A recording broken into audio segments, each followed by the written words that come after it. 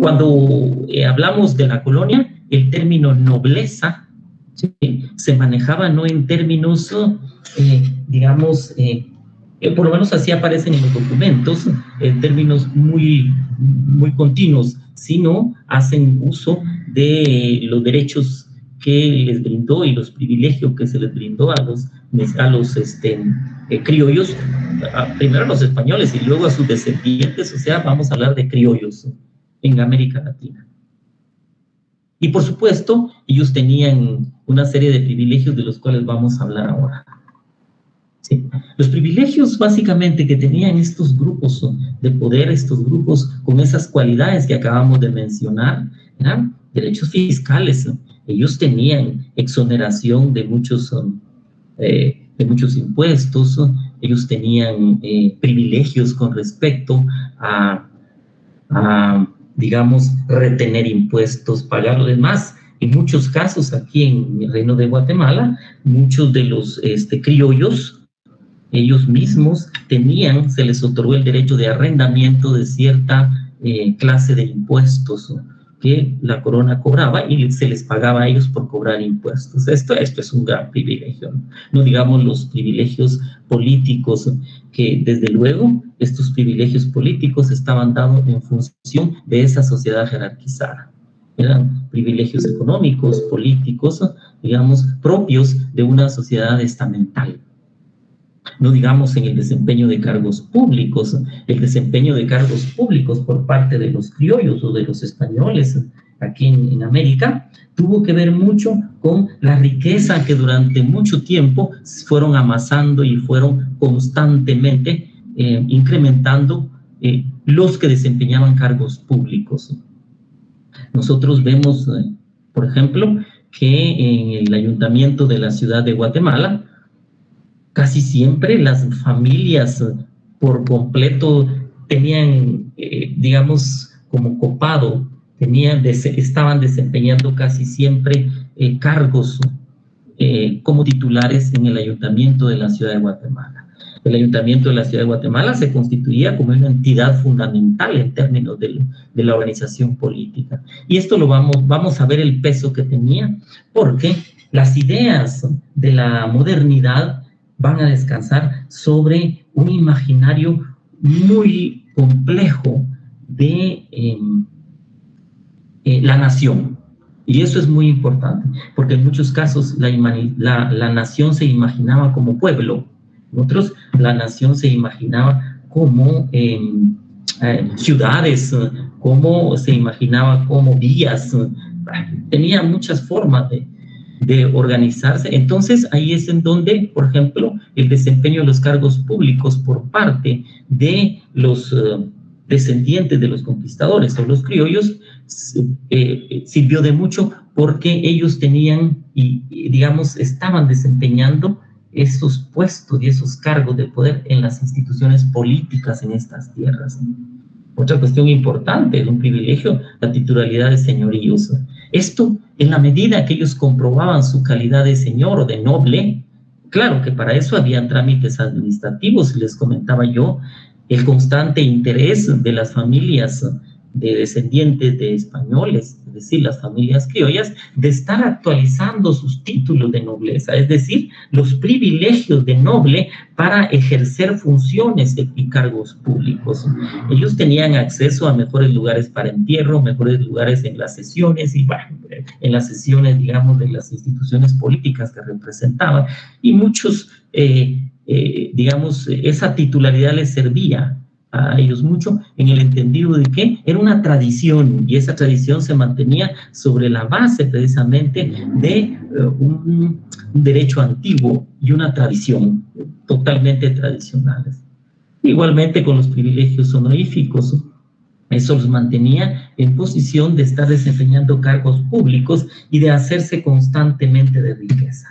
Estos elementos son bien interesantes para analizar digamos, cómo esa sociedad estaba constituida en el momento en donde Napoleón invade España y hace y obliga a la abdicación de la familia real en su favor. Entonces, aquí lo que ocurre es que hay cambios a todo nivel. Fundamentalmente, cambios a nivel de la monarquía, porque si ya no está el rey, hay que hacer juntas de gobierno. Y esas juntas de gobierno indudablemente tenían voz y voto. Y esa voz y voto estaríamos hablando del problema fundamental de la modernidad, que es la representación, no digamos el voto. Esos son elementos fundamentales, ¿sí? En una sociedad en donde el imaginario, en una sociedad en donde las prácticas eran de antiguo régimen, definitivamente. Y entonces tuvieron que adoptar por parte de, digamos, de la sociedad española, principalmente en la península, aunque aquí al principio, digamos, las agrupaciones, los criollos, constituidos en cabildos, constituidos en organizaciones políticas de las ciudades, de las villas. Entonces, ellos tuvieron, si bien al principio apoyaban desde cualquier punto de vista al rey, poco a poco fueron desvinculándose de ese apoyo. Y entonces comienzan a haber un quiebre de lealtades, una lealtad que desde el punto de vista de el escenario que se estaba generando y las condiciones políticas de entonces ya no correspondían al antiguo régimen. Ya estaríamos hablando aquí de agrupaciones, si bien es cierto, ya no en términos de antiguo régimen, pero sí con agrupaciones, digamos, que lo que buscaban era tener participación en una nación, en la nación española. Por supuesto que aquí viene un problema fundamental y eso lo maneja Xavier Guerra en Modernidad e Independencias, cuando dice que el imaginario de nación, ¿sí?, adquirió en toda la monarquía española para entonces, adquirió dos connotaciones: una agrupación o digamos, o grupos o sectores sociales que creían en una nación unitaria y otros en una nación plural. Entonces, claramente nos dice que, digamos, esa nación unitaria fundamentalmente la querían, digamos, las agrupaciones o individuos o aquellos grupos fundamentalmente que vivían en la península, es decir, en España propiamente. Y aquella nación, esa visión de una nación plural, ¿sí?, en América, aquí se dio porque, bueno, aquí era distinta la cuestión, en el sentido de que aquí comenzaron fundamentalmente, igual casi que en España en principio, a ser muy notorias las juntas de los pueblos. Entonces aquí los primeros que adquirieron esos elementos de soberanía que se habían roto al ya no estar el rey, quien las asumió en América, las instituciones de gobierno. Entonces estamos pensando que aquí quien asumió esa responsabilidad inicial fueron las instituciones, fundamentalmente los cabildos. Eso es fundamental. Entonces, sobre esta situación de los cabildos y su participación, entonces, ellos generaron la posibilidad de crear en América y también en Centroamérica y en Guatemala, digamos, la posibilidad de nombrar representantes. Vamos a ver. Antonio Larrazábal, ¿quién lo nombró? Antonio Larrazábal fue, y todos los representantes, tanto titulares, ¿no?, ¿sí?, como aquellas personas que les iban a suplir, que digamos en determinado momento fueron electas por instituciones, es decir, por los cabildos. Y entonces ellos llevaban la voz de los cabildos a las Cortes de Cádiz, los reclamos y todas las observaciones que ellos iban a hacer era precisamente porque iban instruidos por los cabildos. Y entonces los primeros problemas que se enfrentó todo el reino fue precisamente eso.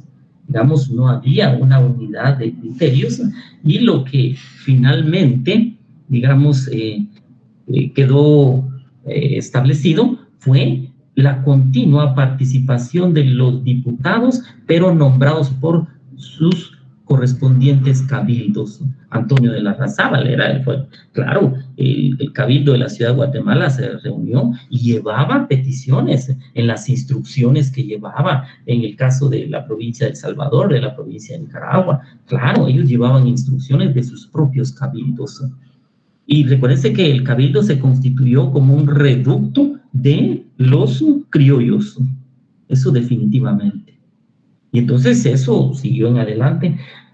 Y digamos que el peso fundamental ahí es el peso de una organización institucional de antiguo régimen. Los cabildos continuaron. Y sobre eso nos aclara muchas situaciones, porque ha sido su punto de análisis, es esa participación, esa complejidad de participación de cabildos. Sí, ¿y dónde quedó la iglesia entonces? Vean, muy interesante, porque en principio quien comenzó a organizar a la sociedad para, digamos, a la sociedad, a los indígenas, a toda la gente, era precisamente la iglesia, para efectos de representación.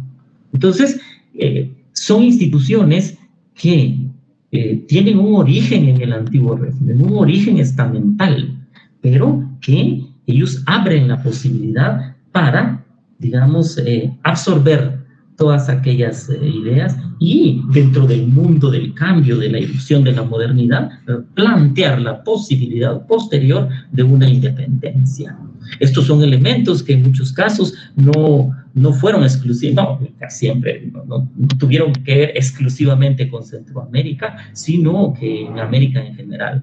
Recuérdense que los diputados eran representantes de cabildos, de ciudades, y veamos el peso que tenía la ciudad de Guatemala en el reino. Tenía un peso enorme, es decir, era una entidad en donde, a partir del domicilio de los descendientes de los españoles, se establecía fundamentalmente el derecho de ciudadanía. Cuando ustedes vayan al archivo y vean documentos, quizás se van a extrañar un poco, porque casi todos los españoles, casi todos los descendientes todos los descendientes de españoles querían ese privilegio, sentirse identificados con la ciudad. Entonces dice, por ejemplo, yo vivo, ¿sí?, en San Cristóbal de las Casas, pero soy vecino de la ciudad de Guatemala. Eso es fundamental. Ese es un principio fundamental que determina la existencia de un ciudadano puramente de antiguo régimen. Por lo tanto, está la alianza entre esas agrupaciones con las instituciones de poder del antiguo régimen o colonial, ¿sí?, recibiendo cambios que ya de alguna u otra forma se avisoran y dan, digamos, abren la ventana para un nuevo sistema, un nuevo régimen moderno de participación de las colectividades, de representación de los derechos del individuo y de todo este tipo de cuestiones. Pero como nos afirma François Xavier Guerra, nos dice que al principio no hubo una discusión, sobre todo en las Cortes, ¿sí?, de 1810 a 1812, no interesaba el problema de la ciudadanía, no era discutir el problema del ciudadano, del individuo. ¿Por qué? Vamos a ver. Lo que también diferencia los estamentos es que ahí no había derechos individuales, sino solo derechos colectivos. Esto es precisamente los estamentos, los derechos colectivos, corporativos. Y la modernidad ya se imponía sobre una base de derechos individuales. Esos, como dice Xavier Guerra, fueron discutidos hasta el fin de las Cortes de Cádiz, pero generalmente lo que se trató de discutir en las Cortes de Cádiz fue, en principio, la soberanía, principalmente la soberanía, es decir, los derechos que tenía el pueblo español, incluyendo los pueblos de América Latina, con respecto, ¿sí?, y las obligaciones con respecto a la organización del poder. Pero como ya no estaba el rey, entonces ahí había que hacer cambios obligados. Y entonces esas juntas de gobierno que se organizaron, y las representaciones de las diputaciones en América también constituyen eso, es decir, y eso ya es un cambio. Por supuesto que esto tiene muchas complejidades que se observan cuando uno agarra esos documentos y se pone a verlos. Al principio lo que hay es una completa lealtad, ¿sí?, de todos los pueblos de Centroamérica con respecto al rey. Miren ustedes, Xiomara Avendaño en otros documentos que ya ha publicado nos muestra, yo he revisado varios en el archivo, en donde hay una, digamos, lealtad al rey, principio totalmente leales al rey. ¿Sí? La invasión española, la invasión francesa con Napoleón vino a quebrar esa situación. Muy interesante cómo se dan esos fenómenos. Entonces, veamos que la modernidad, o esa modernidad, digamos, de principios del siglo XIX, esas ideas modernas, ¿sí?, o esos nuevos imaginarios, esas nuevas prácticas de elección, de representación, de voto y de todo ese tipo de cuestiones que se vienen, desde luego, se aplican en un mundo básicamente de antiguo régimen. Entonces ahí ya vienen nuevos elementos que el autor analiza también, que es necesario, digamos, aclarar un poco, porque para que esa sociedad asumiera ese imaginario colectivo novedoso, moderno, digamos, hubo necesidad de cambios drásticos en la sociedad. Y a esos cambios drásticos es lo que Xavier Guerra le llama revolución. O sea, la revolución, dice, no es solamente el cambio de estructuras económicas, de estructuras políticas, y el cambio, digamos, o la sucesión de una clase por otra, de una clase social por otra. Dice, también la revolución es introyectar, la revolución es tener conciencia individual de que ese cambio está sucediendo y participar en ese cambio.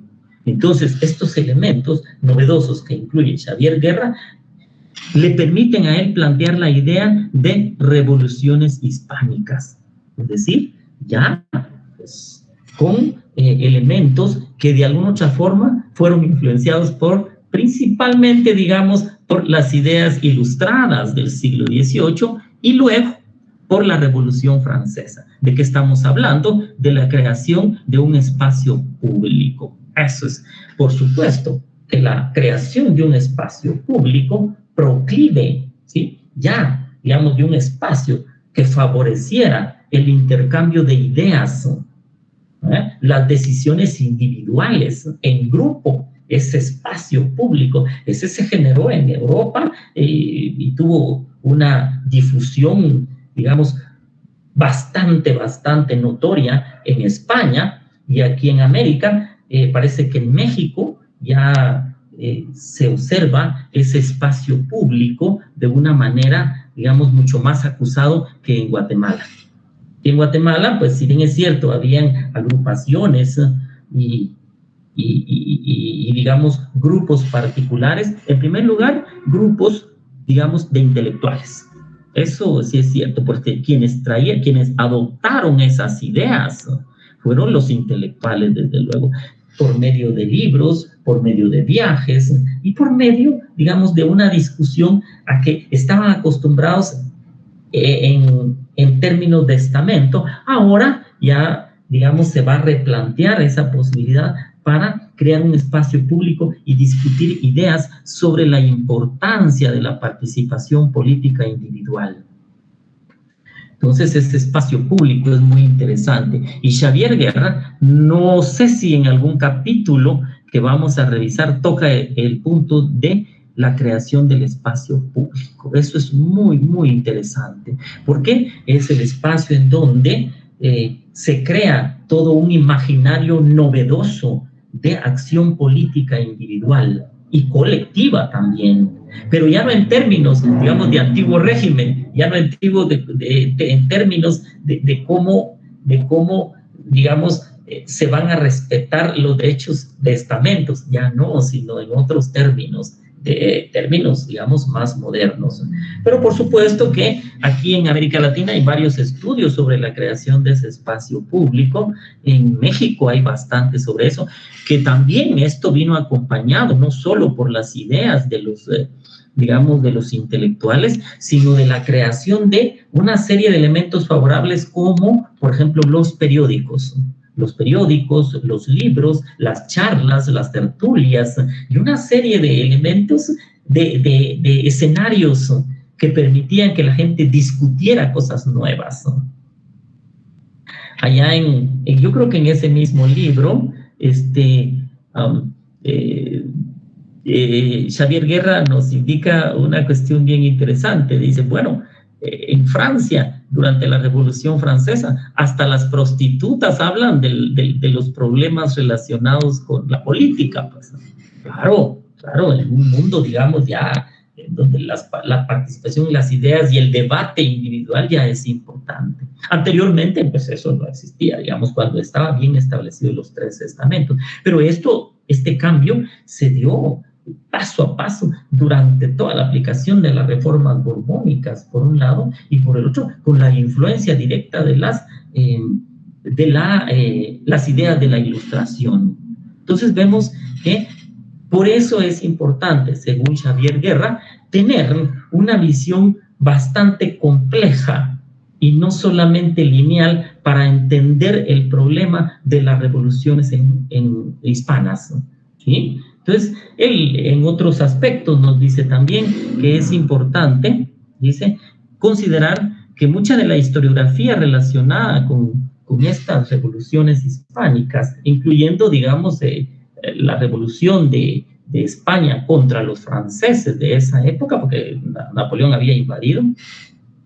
Entonces, es importante entender cómo esa nueva visión que se genera, es una visión que permite de alguna otra forma estimular cambios para la reorganización del poder en España.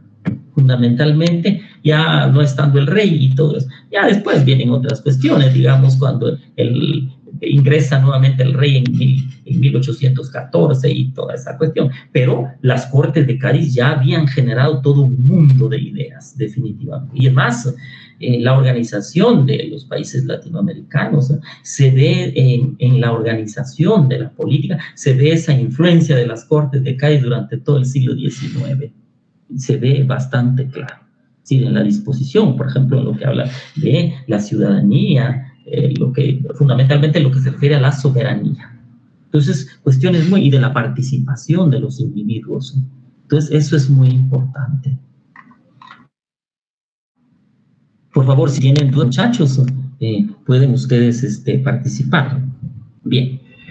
Les decía yo que es importante tomar en cuenta que en ese mundo de cambios, los Borbones fueron fundamentales. Fueron muy interesantes porque, digamos, auspiciaron rupturas sociales e inconformidades en los dominios españoles.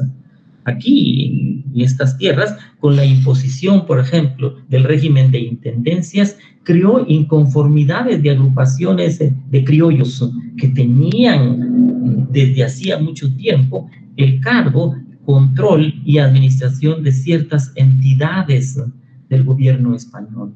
Entonces, se rompió esa posibilidad y estos intendentes, como les decía la vez pasada, fueron nombrados directamente por el gobierno español. Otra cuestión, por ejemplo, si vamos a tomar esas diferencias, monarquías absolutas, en donde el rey es un rey absoluto, él no tiene, digamos, un referente superior. La única referencia superior al rey es Dios, lo único. ¿Sí? Es más, son monarquías absolutas porque todo lo concentra en sus manos. Esas monarquías absolutas, digamos, contrario a cómo se organiza, digamos, el poder ya moderno, liberal. Entonces, en estas monarquías no vamos a encontrar una división de poderes, no vamos a encontrar, digamos, los organismos legislativo, judicial ejecutivo de una manera clara. Es decir, aunque podemos decir que gran parte de esas, si no todo, depende del caso, estaban en manos del rey, esas disposiciones. Ahora, en la monarquía absoluta española, fue una monarquía absoluta ilustrada, definitivamente, y es donde intervienen los Borbones en el cambio.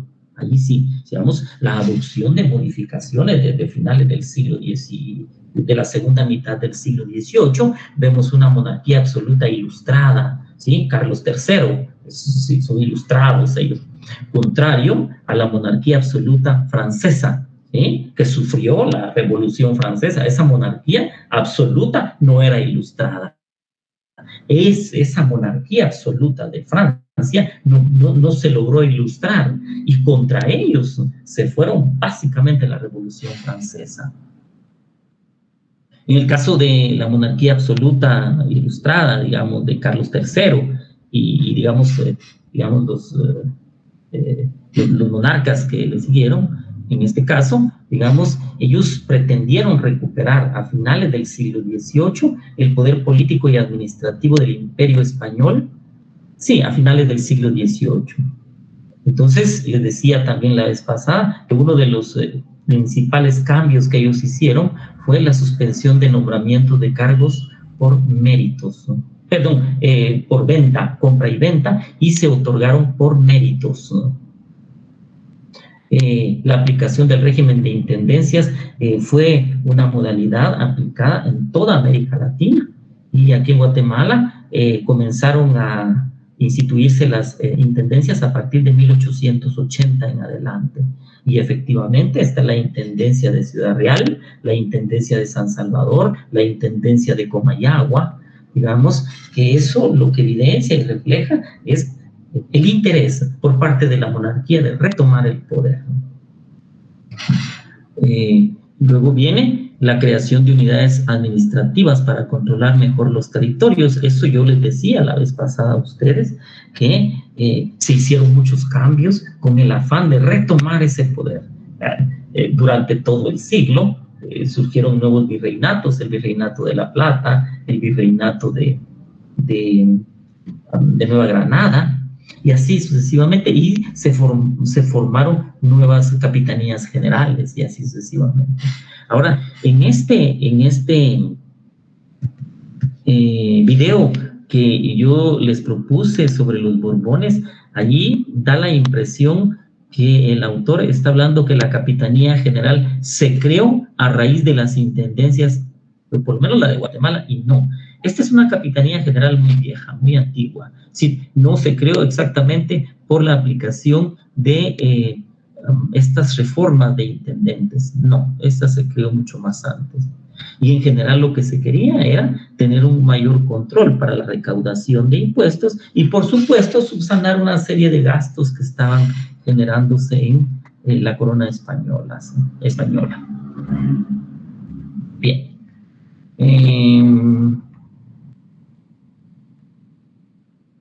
Antes de proponer, digamos, otra parte de la presentación que tengo, quiero que volvamos un poco al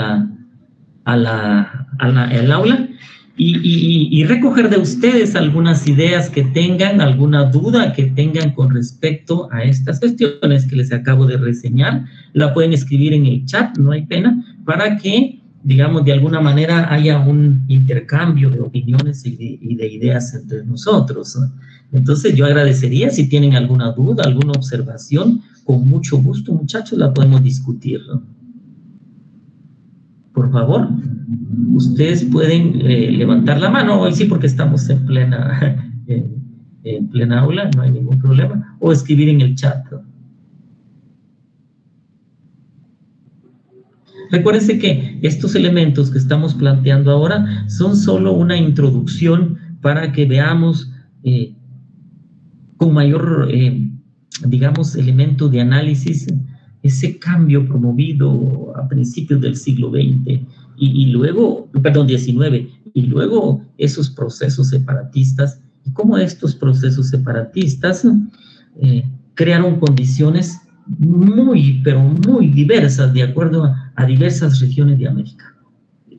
Y ahí es el peso en gran parte colonial, pues, porque, por ejemplo, el hecho mismo de una separación de las Provincias Unidas de Centroamérica, de alguna manera, hacía grandes rasgos, digamos, desde hacía mucho tiempo se venía ya conformando agrupaciones locales con cierta o con alguna autonomía que les permitía en determinado momento, o les permitió en la época de la independencia, de las independencias, no solo, digamos, desplegar, digamos, un papel en contra, ¿sí?, la separación, o digamos, a favor de la separación de España, sino simultáneamente de Guatemala. Entonces, ahí vemos algunos elementos que se entrecruzan, que se empalman, vemos diversidad de comportamientos colectivos complejos, ¿no? Y eso es precisamente el curso, ver de qué manera se hace un análisis de todos estos elementos para, bueno, en cierta forma, debatir lo que actualmente y de forma casi tradicional se dice de la independencia, ¿no?, o de las independencias. Lo único quizás general que se dice y de una manera comúnmente aceptada es la separación de España por parte de los criollos, pues. Pero eso en el fondo tiene mucho que estudiarse, que analizarse, tomando en cuenta elementos culturales, elementos políticos, elementos que le ayuden a uno a reflexionar un poco más sobre esos procesos. Así que, por favor, si tienen alguna duda, levantan la mano, compañeros, o pueden escribir en el chat o desconectar su micrófono. Ustedes, por favor, deciden. Vamos a ver, ¿qué tienen? Buenas tardes, Vic. Hola, ¿cómo está, Jorge? Muy bien, gracias, licenciado. Buenas tardes. Bueno, Buenas tardes. tengo una consulta. Sí. Como usted comentaba que todos los cambios políticos, sociales iban a tener una repercusión, ¿verdad? Sí. ¿Cómo esas reformas borbónicas van a... ¿Cómo van a repercutir, por ejemplo, en el Consejo de Indias, que era una institución bastante cimentada? Bueno, sí. Bien, para entonces ya no había un Consejo de Indias unificado en España. Lo que había era un consejos diversos que se encargaban de la economía, de la guerra, de los impuestos. Digamos, ya no era el Consejo de Indias tradicional que estuvo, digamos, presente en el siglo XVI, XVII. Pero, digamos, hubo implicaciones. Y ahí es un punto fundamental que usted trata, porque según este autor que estamos leyendo, dice que hay que tomar en cuenta las influencias recíprocas. Por ejemplo, él nos dice que en América es posible, hay muchos trabajos sobre la independencia, pero se ven desde América, es decir, se ve desde lo local. Y entonces, eso, y en España igual, hay muchos trabajos en España que lo ven, están hechos sobre los procesos de independencia, que lo ven los españoles. ¿Sí? Allí aconseja el autor, dice, lo importante sería superar esos elementos de nacionalismo. Es decir, ¿por qué? Porque si nosotros vemos que no hubo influencia de América para España, ni de España para América, y que insistimos sobre hacer estudios de independencia exclusivamente de América y estudios sobre la independencia exclusivamente de España, entonces nosotros nos perdemos de la posibilidad de estudiar lo más complejo que hubo, esa relación compleja entre, por supuesto que sí hubo influencias. Ahora, bien interesante, porque estudios más recientes tratan precisamente de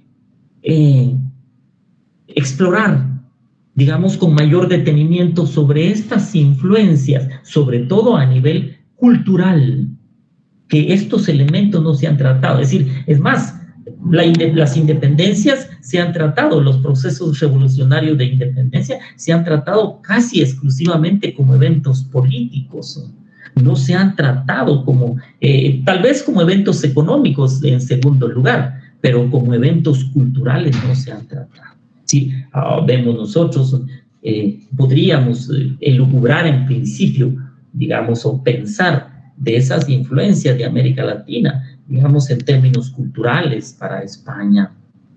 Por supuesto, es que es imposible observar esos 300 años, ¿sí?, de la unidad del imperio, ¿sí? Y entonces hubo un intercambio constantemente, asumiendo que no estamos hablando de que en América Latina todo era igual.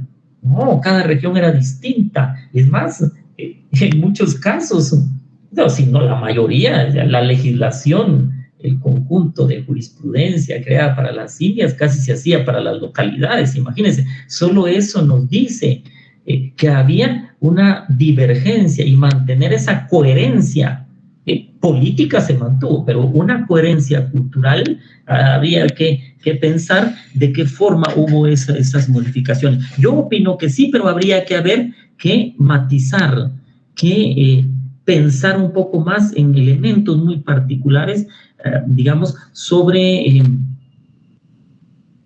esa influencia, por ejemplo, de ese momento específico, porque vamos a ver, los españoles organizados aquí en América, organizados en diputaciones, ellos solicitaban otro montón de cuestiones. Digamos que en España, en ese imaginario de la nación unitaria por parte de los peninsulares, ¿sí? Entonces los de aquí, bueno, imagínense ustedes esas discusiones en Cortes de Cádiz, en donde los mismos diputados aquí, llevando la voz de los criollos de aquí, de la gente, digamos, descendiente de españoles aquí. Bueno, imagínense usted, los españoles, muchos de allá de la península, definitivamente no querían aceptar los derechos de los de acá. Hay un trabajo muy interesante, no me acuerdo cómo se llama el autor, en donde se maneja no es día por día, no, sesión por sesión, digamos, de las discusiones que había, de los debates que habían sobre las distintas temáticas. Vieran ustedes, muy interesante. Mi opinión es que sí hubo influencias, pero habría que, eso es, mire, precisamente, esas son las novedades que se podían incluir en un análisis de los procesos de separación, ¿sí? Sobre estas influencias, digamos, para no ver, ¿sí?, para no ver este proceso de independencia solo desde América, o solo desde Guatemala, o solo desde Costa Rica, pero tampoco los españoles tenían que abrir un poco más las posibilidades para observar el fenómeno muchísimo más complejo, que tiene connotaciones culturales, históricas, no digamos políticas y económicas. En esa lectura que van a hacer queda algo escrito sobre eso, muy interesante.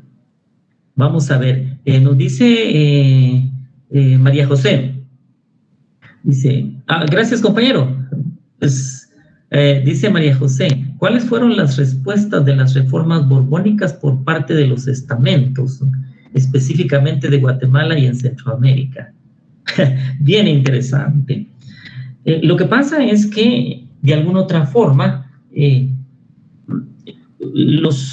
digamos, la monarquía de los Habsburgos es identificada como una monarquía constituida exclusivamente estamental. Lo más clásico del gobierno, digamos, colonial en estamentos era eso. Ahora, las reformas borbónicas, recuerden ustedes que los Borbones tenían un origen francés, y entonces ellos de alguna u otra forma fueron con las ideas novedosas de la Ilustración, minando comportamientos, quebrando imaginarios, ¿sí?, imaginarios colectivos que tenían que ver con la iglesia, que tenían que ver con los mismos criollos. Entonces, sí, por supuesto que impactó tremendamente las reformas borbónicas a los estamentos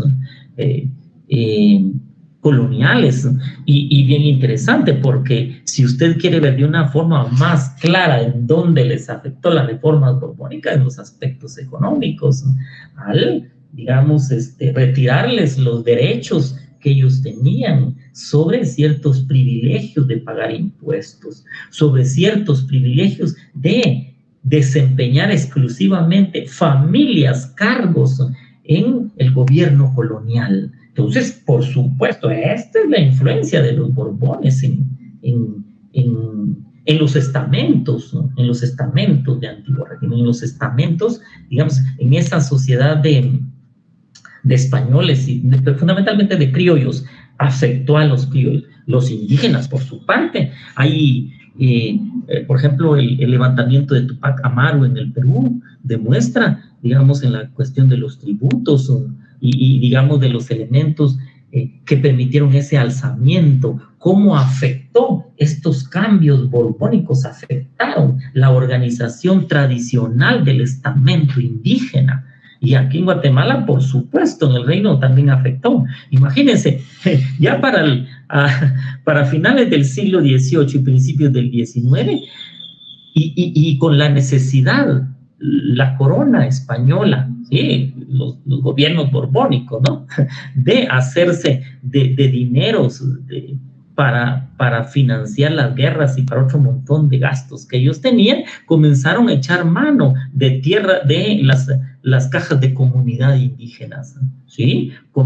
Y las cajas de comunidad indígenas eran, digamos, un espacio fundamental en donde los indígenas podían en cierta forma como autogobernarse, no por completo, porque la corona no permitió un autogobierno completo de los pueblos indígenas, pero lo permitió en la medida que si pagaban sus tributos los indígenas, pues entonces hay que dejarlos, pero si pagaban sus tributos. Entonces, esas cajas de comunidad que eran tan elementales, tan esenciales para la vida de la organización de los pueblos indígenas, fue trastocada. Y si vemos qué implicó eso, se trastocó la organización comunitaria.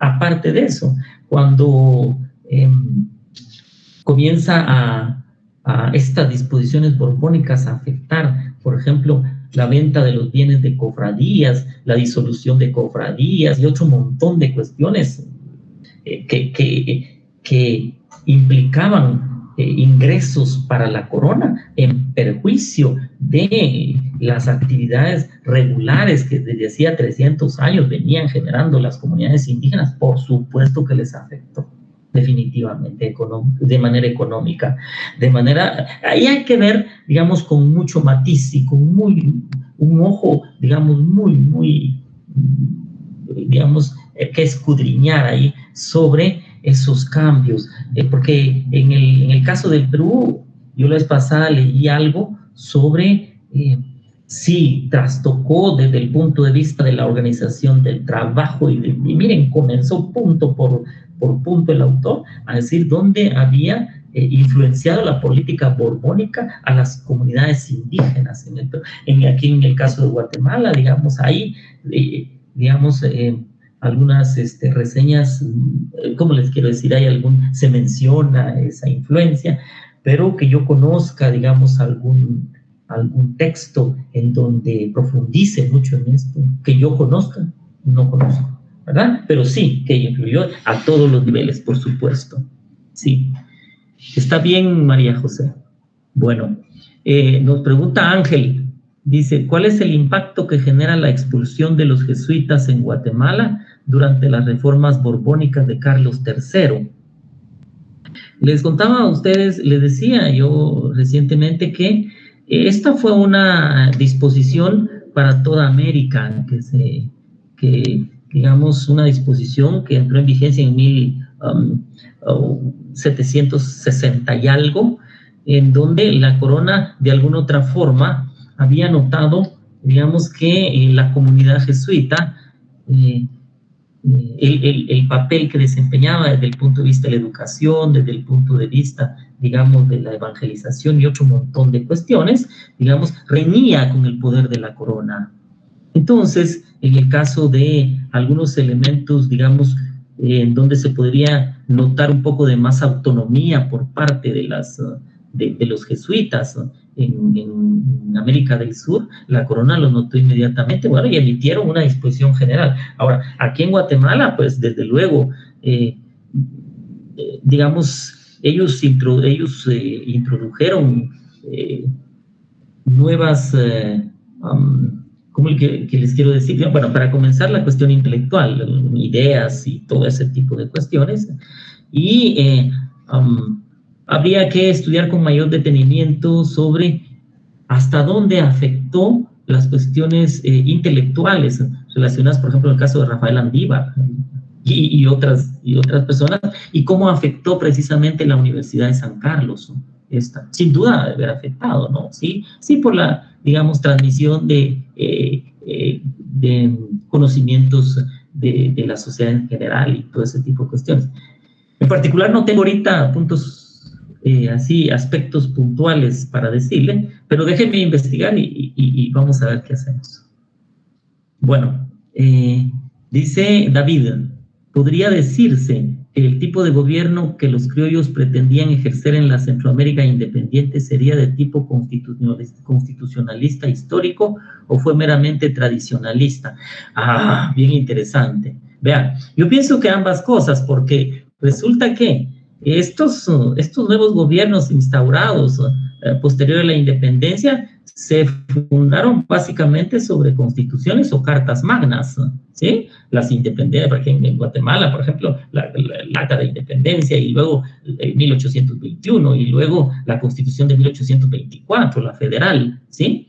Pero eso no significa, o sea, eso en cierta forma podríamos nosotros anticipar y decir, bueno, esto quizás los hace modernos, porque están, digamos, bajo, levantando naciones en contextos casi de una modernidad que tradicionalmente nosotros le entendemos como, digamos, liberal, en donde la participación del ciudadano, digamos, se hace muy profusa, y la organización del Estado y todo. Pero la situación es que hay otras cuestiones ahí, que hasta dónde la gente y, digamos, diversos actores sociales, ¿sí? Digamos, había adoptado todo un mundo moderno en términos de elecciones, porque eso no se acostumbra de la noche a la mañana. Esto es un proceso largo y sobre todo es una cuestión de adopción, de adopción en las prácticas, en los imaginarios. Era imposible considerar de la noche a la mañana que la iglesia dejara tener participación en la organización social. Es decir, imagínense ustedes, es decir, con ese pensamiento, esas prácticas, ese imaginario antiguo, ¿sí? Y esas vivencias antiguas, ¿sí? Se sumaron estos cambios, ¿sí? Digamos, constitucionales, ¿no? O sea que ahí es donde vemos esas formas híbridas, esas transformaciones en donde encontramos ciertos elementos constitucionalistas heredados precisamente de la recién Constitución de Cádiz, ¿sí? Pero también elementos culturales de antiguo régimen, ¿sí? Porque en el caso del levantamiento de Totonicapán, bien interesante, porque, digamos, el argumento era que el rey había abolido los tributos, pues ya no tenían que pagarse, ¿sí? Pero la sociedad indígena, digamos, su imaginario era un imaginario exclusivamente estamental, pues, ¿sí? En beneficio de todos, en donde no importaban personas individuales, sino que era todo el conjunto de indígenas lo que interesaba, pues. Entonces, ahí es donde se juntan estos dos elementos de los que nos menciona Xavier Guerra, entre la tradición y la modernidad, ¿sí? Entonces, yo creo que ese es el punto fundamental a la larga, ¿sí? Tradición y modernidad. Podríamos hablar, ¿sí?, solo de modernidad sin echar en cuenta la tradición. Xiomara Bendaño es la idea que no, la tradición y la organización cultural, Xavier Guerra también, ¿sí? Dice aquellos elementos de antiguo régimen no se pueden modificar de la noche a la mañana, y lo que hace es que estos nuevos comportamientos sociales, culturales, políticos, no tienen más que esas mezclas, esas combinaciones, ¿sí?, entre lo antiguo y lo nuevo, entre lo viejo y lo moderno, entre el antiguo régimen y la modernidad. O sea, esos dos elementos se mantuvieron presentes definitivamente. Eso lo evidencia en las mismas constituciones, pues. En las constituciones, aquí la de 1824, en donde si bien dice, bueno, todos son ciudadanos, y si ustedes vean los documentos de archivo, a partir de entonces todo el mundo se llama ciudadano, pues. Pero el ciudadano no es solo por nombre, el ciudadano es estar consciente de los deberes y derechos, de las obligaciones, ¿sí?, para desempeñar actividades políticas, económicas, sociales, en bienestar de toda una nación. Y se sabía eso, digamos, pasar de una organización política monárquica a un Estado independiente, se tenía claridad sobre eso. Y yo creo que ese es el punto de discusión básico que se tiene. Hay que ver qué puntos así específicos se pueden discutir en este sentido. Y el curso, vean que de hoy en adelante, eso es lo que nos viene, ¿sí? O sea, todas las lecturas que vamos a hacer, ese es el punto que vamos a seguir tocando, ¿verdad? Bueno, muchas gracias, David. Pues bien, compañeros, no sé si tienen alguna otra participación. Vean. Sí, Jorge. Sí, disculpe. Sí, una consulta. En el caso, por ejemplo, que usted comentaba sobre el conglomerado de los indígenas. Ajá. Estaba que comentó que ¿dónde entonces tiene participación la élite indígena en el caso de todos los movimientos independentistas? Disculpe, no le escuché muy bien. Que ¿dónde tiene participación la élite indígena? Bueno. Sí. Bueno, veamos nosotros esa palabra de élite, pues ahí puede caber mucho, ¿no? Porque también cuando hablamos de la élite de los criollos en esa época, ¿sí? En el fondo, el indígena, a pesar de que podía tener élites y todo, era un estamento, definitivamente. No gozaban de los mismos privilegios que el estamento de los criollos, definitivamente. Y si bien la corona española permitió durante toda la colonia, ¿sí?, digamos, la organización de los pueblos a partir de la elección entre ellos mismos de sus autoridades, porque los alcaldes de pueblo entre ellos lo elegían, solo que la corona los tenía que confirmar, ¿sí?, por medio de sus delegados, ya fueran alcaldes mayores, ya fueran corregidores, ellos confirmaban lo que los otros hacían. Pero en el caso de los indígenas siempre tuvieron sus representantes, es decir, y ahí es donde se ve la cualidad del estamento, es decir, ellos, no cabe duda que lo que hacían, y yo no sé si podríamos llamarle con toda autoridad élite indígena, porque élites indígenas son, bueno, no sé si usted se refiere a Atanasio Tzul, porque ellos eran autoridades de pueblo. Ellos eran autoridades de los pueblos, y en todos los pueblos indígenas habían autoridades indígenas. Eso lo permitió la corona siempre, ¿sí? Por supuesto, supeditados al poder de la corona, ¿sí? Siempre, a partir siempre fueron confirmados por las autoridades coloniales, ¿no? O sea, en todo caso, estas élites a que usted se refiere, es posible que se esté entendiendo que eran representantes de comunidades indígenas a partir de su organización, ya sea colectividades en pueblos, ¿sí?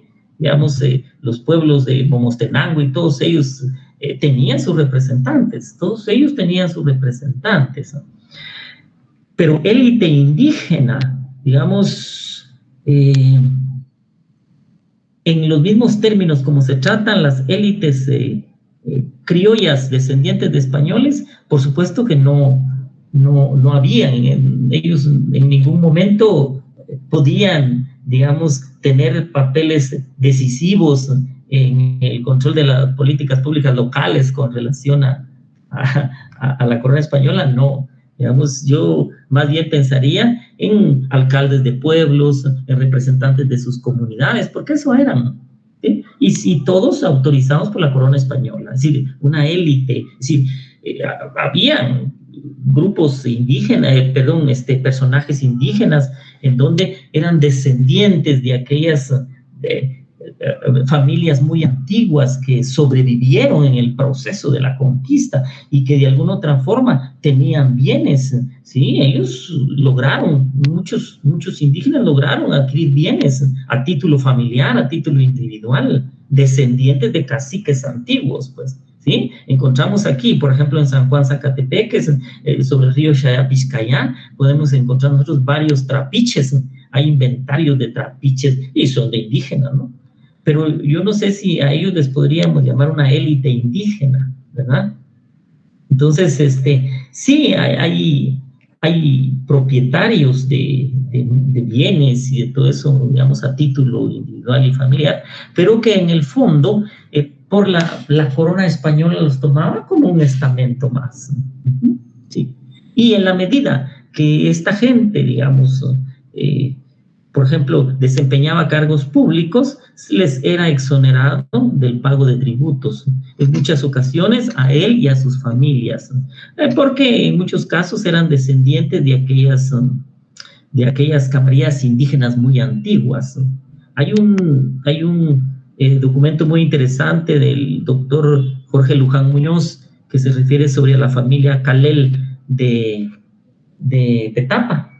Y entonces ahí nos dice realmente qué era cómo ellos fueron exonerados del pago de tributos, pero tuvieron que presentar muchas solicitudes, fundamentar y todo este tipo de trámites administrativos para, pues, que los exoneraran del pago de tributos, porque eran autoridades además, ¿no? ¿Verdad? Entonces, eso es otro punto que habría que discutir un poquito sobre, digamos, si es realmente válido llamarle élites políticas, entendiendo que también élites indígenas, que también están las élites criollas, ¿sí? O cómo historiográficamente se le han manejado hasta el momento. Entonces, ese sería un punto de discusión muy interesante. ¿De acuerdo? Bueno, gracias, Jorge. Eso hay que tomarlo en cuenta, eso es muy interesante. Y precisamente para sacar esas dudas o por lo menos dejar los planteamientos, esto es bueno, el curso este. Bueno, yo creo que llegamos ya, muchachos, al final, para no llegar a puntual con el otro profesor y que tengan algún tiempito de descanso. Yo creo que por ahí lo dejamos. Y entonces, vean, revisen su plataforma Moodle el miércoles a las 5:30. Ahí va a estar la actividad. La bajan, ustedes la contestan, hacen todo lo que tengan que hacer de acuerdo a la lectura. Y ahí mismo lo colocan en el periodo de clase y hasta las 7 pueden ustedes ingresarlo por esa vía. Ahí les voy a mandar a decir cómo hay que hacer el trabajo y todo. No es un trabajo muy extenso, es sencillo. Más o menos son cinco elementos fundamentales, 5 ideas fundamentales que tiene la lectura y que ustedes ahí las pueden escribir y discutir. Pero yo se las voy a poner, digamos, de una manera más clara en ese instructivo. ¿De acuerdo? Quedamos en eso. Vamos, muchachos. Por favor, pongan su asistencia, su nombre y su número de carnet